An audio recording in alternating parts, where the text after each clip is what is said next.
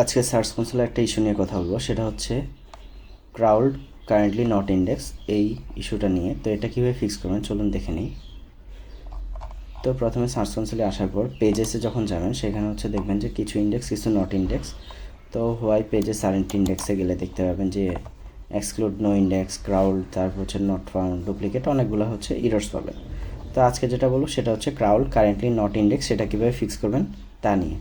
তো এখানে ক্লিক করার পরে দেখতে পাবেন যে কোন কোন পেজগুলো হচ্ছে আপনার হচ্ছে ক্রল করা হয়েছে কিন্তু ইন্ডেক্স করা হয়নি। তো এখানের মধ্যে আমাদের হিউজ পেজ, সেটা হচ্ছে প্রায় 243টা পেজ, যেগুলো হচ্ছে ক্রাউল করা হয়েছে কিন্তু ইন্ডেক্স করা হয়নি।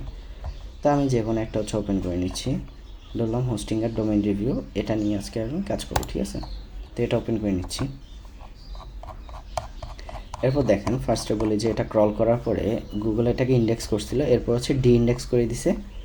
এই কারণে হচ্ছে লেখা উঠছে যে হচ্ছে ক্রাউড কারেন্টলি নট ইন্ডেক্স। এখন এই জিনিসটা কেন করছে, এখন অনেকের এটা হতে পারে যে আপনার হচ্ছে মাত্র পোস্টটা দিলেন আজকে, তো কালকে হচ্ছে ক্রাউল করলো কারেন্টলি নট ইন্ডেক্স, সেটা হচ্ছে ইন্ডেক্স হয়ে যাবে 2-3 দিন পরে। কিন্তু যদি এমন হয়, যেমন আমার এই পোস্টটা করা হয়েছে অনেক আগে, তো সেইখানের মধ্যে এখনও হচ্ছে এটা আপনার ক্রাউল করার পরে ইন্ডেক্স ইন্ডেক্স হয়েছে। যেমন আমারটা দেখেন সেপ্টেম্বর 16, 2023, তো অনেক আগের পোস্ট কিন্তু। তো এটা যেহেতু ক্রাউল করা হয়েছে, ইন্ডেক্স করা হয়নি, তার মানে এটা ইন্ডেক্স ছিল, এরপর হচ্ছে গুগল ডি ইন্ডেক্স করে দিছে। তো আজকে দেখি যে এটাকে আবার কীভাবে ইন্ডেক্স করতে পারি। সেই কারণে ধরেন পোস্টের আপনারা এডিট পোস্টে চলে যাবেন, আর এটা গুগল এই কারণেই হচ্ছে পরবর্তীতে ডি ইন্ডেক্স করে দিছে, কারণ গুগল এটাতে কোনো ভ্যালু পায় নাই। অর্থাৎ এই পোস্টটা পরে হয়তো যেই ভিউয়ার্সরা আছে তারা অথবা ভিজিটর্সরা আছে তারা হচ্ছে কোনো উপকৃত হবে না, এই কারণে হচ্ছে গুগল এটাকে ডি ইন্ডেক্স করছে। তো এটাকে ভ্যালু অ্যাড করার জন্য কী করতে পারি সেটা একটু দেখে নিই। ধরেন এই পোস্টটা হচ্ছে আমি বাল্ক পোস্ট দিয়েছিলাম এক পাইলট দিয়ে, তো এই কারণে হয়তো গুগল এটাকে ডি ইন্ডেক্স করছে। তো ফার্স্ট অফ অল এটার মধ্যে যে স্পেস আছে এরপর তো কোনো চেঞ্জ করা হয়নি, তো এগুলো একটু চেঞ্জ করবেন ফার্স্টে।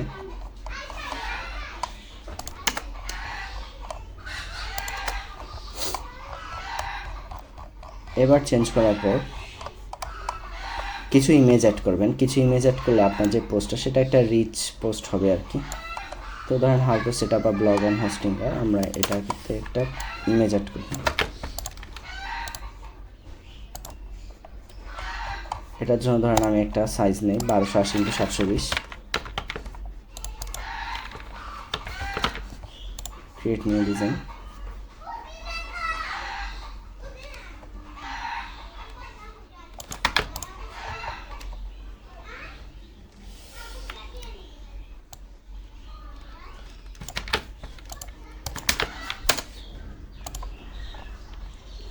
আমি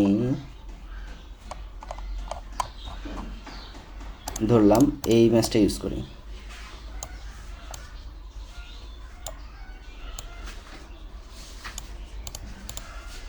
শেয়ারে গিয়ে ডাউনলোড, তারপর হচ্ছে জেপিজিতে দিলাম, এখানে হচ্ছে 75 করে দিলাম ডাউনলোডস।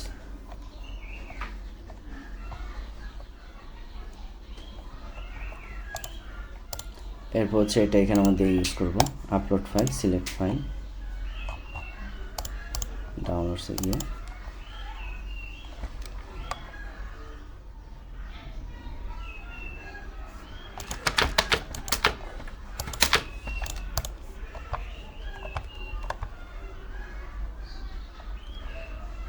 এটা আপলোড করলাম। এভাবে করে হচ্ছে ব্লগ পোস্টের ভিতরে হচ্ছে 3টে ইমেজ আপনি আপলোড করবেন, অর্থাৎ ফিচার্ড ইমেজ তো আছে, এছাড়াও আরও 3টে ইমেজ। তো এখানে একটা দিলাম, এখানে আরেকটা দিন।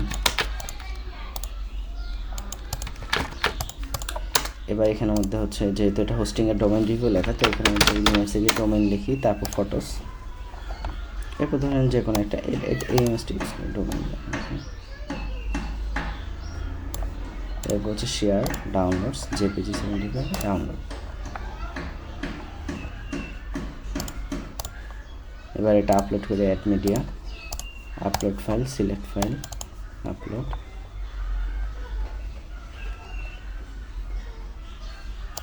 এটা টেক্সটে দিয়ে দিলাম, টাইটেলটা ডিসক্রিপশনে দিয়ে দিলাম, তারপর ইনসার্ট।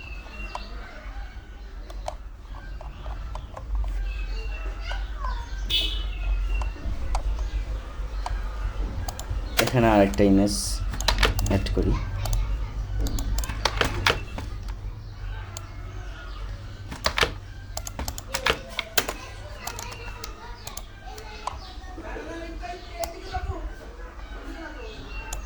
এই ইমেজটা ইউজ করি, share download, JPG download,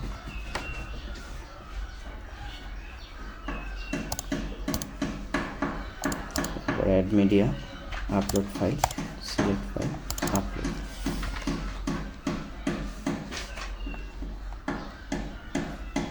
alter text দিয়ে দেবেন, ডিসক্রিপশন দিয়ে দেবেন, ইনসার্ট ইনটু পোস্ট।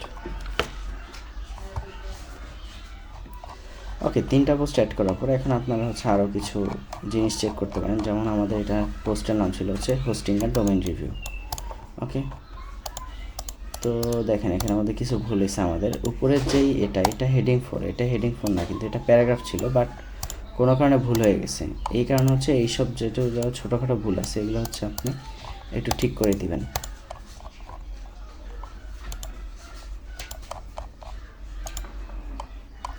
আর এখানে আমাদের প্রতিটাতে হচ্ছে কেন জানি একটা করে কনক্লুশনের মতো দিছে।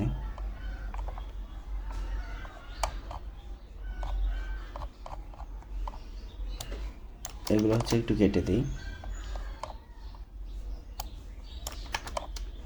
এটা একটা এআই দিয়ে লেখা হয়েছিল, বাট কোন এআই দিয়ে লেখা হয়েছে সেটা এক্স্যাক্টলি মনে নাই।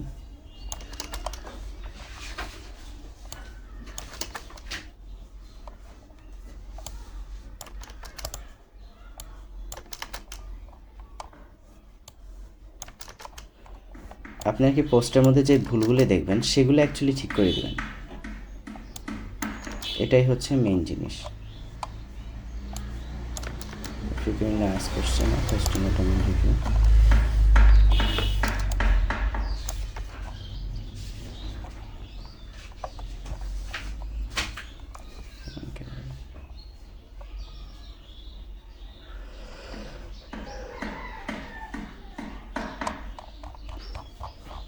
ওকে, এভাবে করে হচ্ছে ফুল পোস্টটাতে একটু দেখবেন যে কি কি ভুল আছে। যেমন how to set up a blog on হোস্টিংয়ের, এটা ধরেন কোনো হেডিং 2 নাই এখানে আমাদের, তো এটাকে হেডিং 2 দিয়ে দিই। তারপর এটা হোস্টিংয়ের, এটাও হেডিং 2 থাকুক।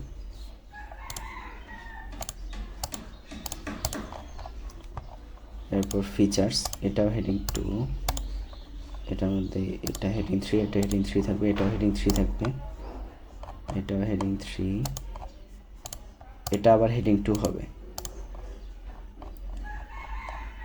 এরপর এটাও হেডিং 2 হবে, এটাও হেডিং 2,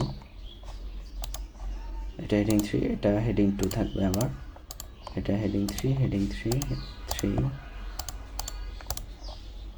এটাকে হেডিং 2 করে দিই। ওকে, এই পোস্টটার মধ্যে এরকম কিছু ভুল ছিল।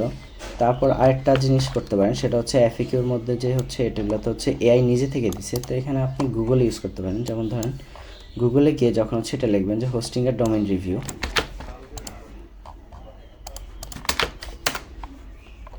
তাহলে হচ্ছে এই যে পিপল অলসো আজকে যেগুলো পাবেন সেগুলো হচ্ছে এফএকিউস হিসেবে ইউজ করতে পারেন। ওকে, যেমন ধরেন which domain hosting is the best, তারপর is domain .com good for hosting, which hosting is safe, why is Namecheap so cheap। এই কোশ্চেনগুলো হচ্ছে আপনারা ভিতরে ইউজ করতে পারেন এফএকিউসের মধ্যে যেগুলো দেওয়া আছে, এই প্রতিটা এফএকিউস হচ্ছে সরিয়ে দিয়ে একটা কাজ করে দেখতে পারেন। অর্থাৎ হচ্ছে এই যে পোস্টটা, এটার হচ্ছে কোনো গুগলের কাছে গুগল ভ্যালু পাচ্ছে না, সেই কারণে আপনি আপনার মতো ভ্যালু অ্যাড করার জন্য যা করতে পারেন। ধরেন আমি আরও কিছু করে দেখাই, যেমন ধরেন এই এফএকিউসের যেটা বললাম আর কি, এফএকিউসগুলি এখানে আমাদের যেহেতু হোস্টিংয়ের রিলেটেড, গুগল হচ্ছে হোস্টিংয়ের রিলেটেড দেয় নাই, তো এখানে যেহেতু হোস্টিংয়ের রিলেটেড দেওয়া আছে আমি এগুলোই চেঞ্জ করি। ঠিক আছে, ধরলাম এটা আমাদের ফার্স্ট এফএকিউ কোশ্চেন, এটা কপি করলাম, কপি করার পর চ্যাট জিপিটিতে যাবেন, এরপর একটা প্রম্পট দিবেন, এই যে এই প্রম্পটটা এরকম হচ্ছে আপনারা লিখবেন যে give me a direct answer in 1 paragraph in 150 ওয়ার্ডস। যেহেতু এফএকিউর অ্যান্সার যদি ছোটোই হয় তো 150 ওয়ার্ডসের মধ্যে এটা লিখতে দেবেন। একটা কাজ করতে পারেন, আপনারা চাইলে হচ্ছে এটা শুধুমাত্র চ্যাট জিপিটি না, চাইলে গুগলের যেই গুগল বার বা গেমিংয়ে ওইটা ইউজ করতে পারেন। ওইটা ইউজ করে দেখবেন যে কোনটাতে হচ্ছে ভালো অ্যান্সার আসে।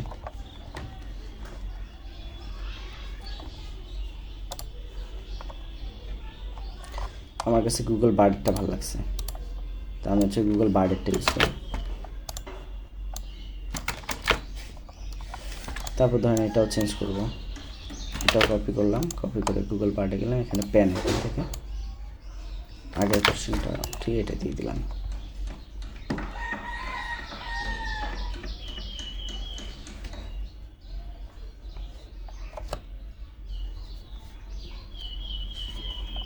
তারপর যেটা আসছে এটা কপি করে নেব, কপি করার পরে এখানে দিয়ে দেবো। এভাবে করে চাইলে আপনারা প্রতিটা কোশ্চেনই চেঞ্জ করতে পারেন। এরপর ধরেন পুরো কন্টেন্টটা পড়লে আরও কিছু হচ্ছে ভুল ত্রুটি পাইতে পারেন, যেমন হচ্ছে how to set up blog on hosting. এটা কি ছিল আমাদের হোস্টিংয়ের ডোমেইন রিভিউ। হ্যাঁ, এখন হোস্টিংয়ের ডোমেইন রিভিউতে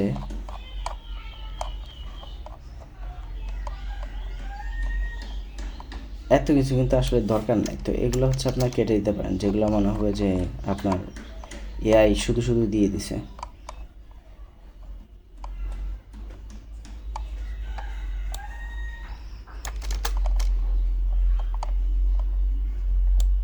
যেমন হোয়াট ইজ হোস্টিং এর ভিতরে পারফরমেন্স আর রিডেবিলিটি কোনো তেমন প্রয়োজন নেই, তো এটা হচ্ছে কেটে দিতে পারেন।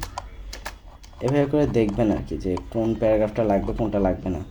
এরপর হচ্ছে এসইও ফিক্স করতে পারেন, যেমন হোস্টিং ইজ রিলেবল। এখানের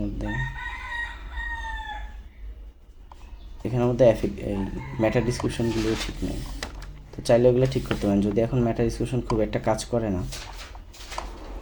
এরপর এসইওতে দেখেন এখানে মধ্যে কোনো আউটবাউন্ড লিঙ্ক, ইন্টারনাল লিঙ্ক এগুলো কিছুই দেওয়া নেই, তো চাইলে হচ্ছে এগুলো দিতে পারেন। আর এই কারণে হচ্ছে একটা প্লাগইন আছে যে লিঙ্ক হুইসপার, এটা ইনস্টল করতে পারেন। তো আমার এই ওয়েবসাইটে এটা ইনস্টল করা আছে। তো ধরলাম এই যে ডোমেইন হোস্টিং সার্ভিস, এখানের মধ্যে আমরা চাইলে এটার সাথে ইন্টারনাল লিঙ্ক করে দিতে পারি।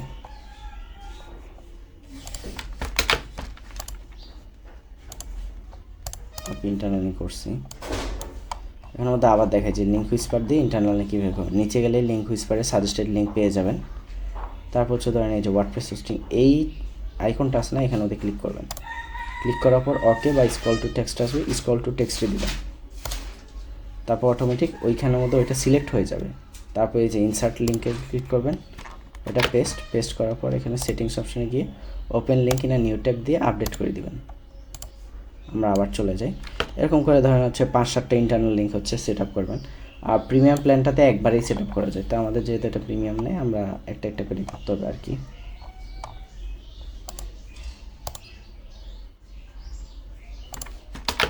তো আমি দেখানোর জন্য আপাতত এই 3টাই করলাম।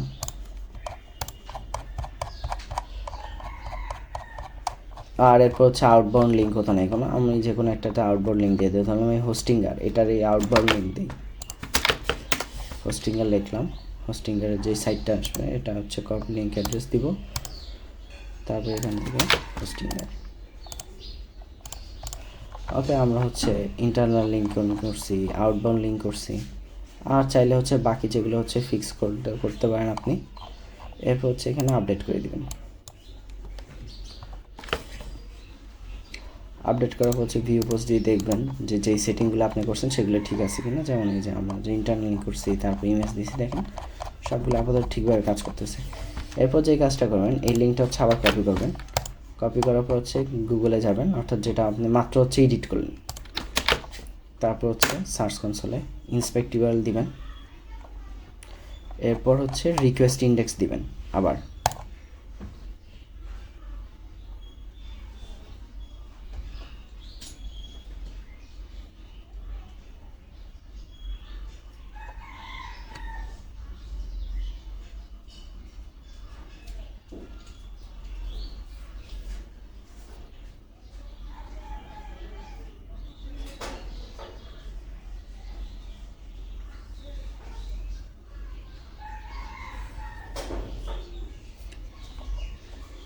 ওকে, দেখেন ইন্ডেক্সিং রিকোয়েস্টেড চলে গেছে না।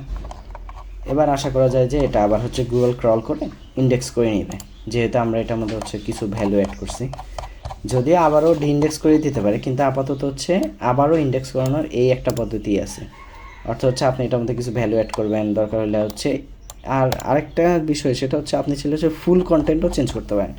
কিন্তু ফুল কন্টেন্ট না চেঞ্জ করে আপনি ভিতরে এরকম কিছু হচ্ছে চেঞ্জ করতে পারেন, তাইলেও দেখা যায় যে গুগল অনেক সময় ইন্ডেক্স করে দেয়।